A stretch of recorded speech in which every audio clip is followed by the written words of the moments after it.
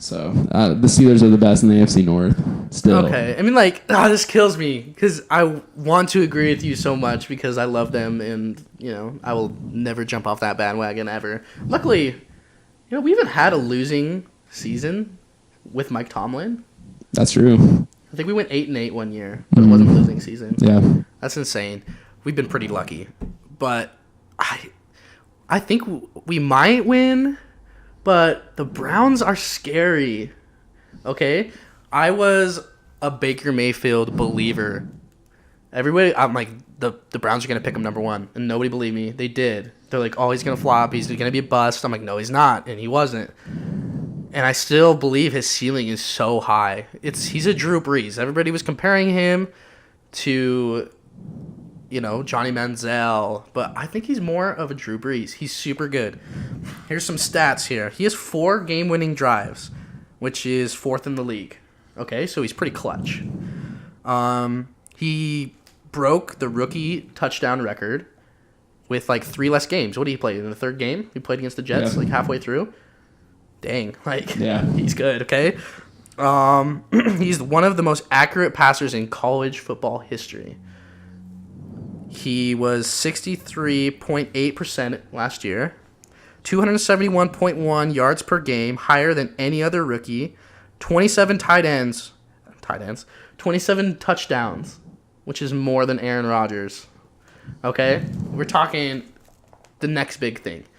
He's impressive. Not only is he impressive, but he comes off as a douche a little bit, you know? But he has that it factor. He has that mama mentality. He has that competitive nature, that competitive gene in him. And that's what I noticed when he was on Oklahoma. The whole charade against Kansas when he was grabbing his Johnson, you know? Like, that looked bad, but, like, it just showed me how competitive he was. He always has a chip on his shoulder. Another thing that I really like about the Browns is they're kind of going the route that the Rams and the Eagles are going. The NFL is changing, Skyler. It is changing. The Patriots way, you know, it obviously still works, but it only really works for the Patriots. Yeah. If we look at the Eagles when they won the Super Bowl a couple years ago, they went heavy, they took risks, they bought the stars, and they spent a lot of money in free agency. They picked up, you know, a lot of big names, and it worked. They won the Super Bowl. And it never happened before. And now, last year, the Rams did the same thing. They signed a lot of big names, a lot of big personalities, and they went to the Super Bowl. And this year, the Browns have taken the baton, and now they're following suit. So I think they could be very successful. Let me tell you why the Steelers are going to beat the Browns this upcoming season. Okay. So I think it's going to be I think halfway through the season, it's going to be very exciting. I mean, obviously, it might. I guess it'll probably pick back up because, I mean, maybe that'll actually help them out that Hunt comes back halfway through the season. Let personalities mesh a little bit. But I think the reason the Steelers are going to beat the Browns this season in the AFC North is because they have Kareem Hunt, Odell Beckham, Baker, and Jarvis Landry. A lot of personalities. You could compare the Browns this upcoming season to the Steelers the last few seasons. So I think the difference between there's going to be too much drama on the Browns, and I think the Steelers are finally going to get their locker room back. And another reason there's going to be a lot of drama on the Browns is because who's their head coach? Freddie Kitchens. Okay, yes. So let me take you through something here, okay? Just a couple more things on this subject is if you look at the New England Patriots, okay, we're talking about culture. Obviously, the Browns have had the worst football culture in the NFL for a long time.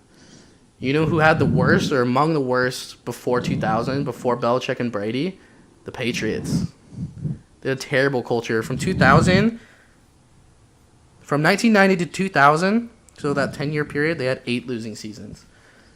So what I'm saying is everybody's franchise has a time to shine. They have a time to flip that switch, like we were talking about last time, you know, Drake, flip that switch. And this might be the Browns' time. And as much as I wouldn't like it as a Steelers fan, because, I mean, I hope you're right in every single way, because I don't want to see, I mean, the Browns wouldn't be the worst. I think it'd actually be fun to see the Browns thrive, especially with that team. Like, I think it'd be fun to watch. Yeah, and just to finish, like when you're talking about Jarvis Landry, He had the most catches in the NFL 2 years ago when he was on the Dolphins. But they were all like really short slants and hooks and all these little short passes. Which I think is going to be perfect. It's going to be like a yin and yang because Odell's the deep threat. And what are you going to do? Not only do they have those two receivers, but they have speed demons like Callaway and Higgins on the sides, and a big old tight end in David Njoku. Yeah. And probably the best the best selection of running backs you can get. Nick Chubb is a baller. That's true. Kareem Hunt, Duke Johnson. That's true. Pretty good. And their defense, they got Denzel Ward, Sheldon Richardson, Myles Garrett, Yeah, I think what it's going to come down to is I think it's going to be up to the players to buy into the system. Because like we said, no one really knows the head coach. He's not well respected at this point. Yeah. And I think it's going to be up to the players to not be like, oh, like I'm Odell, like I'm too big for this. It's going to be up to the players to buy into the system and like play as a team and not be like, I'm so-and-so, I'm better than you. Yeah, I think the friendship of Jarvis Landry and Odell Beckham Jr. is going to be tested.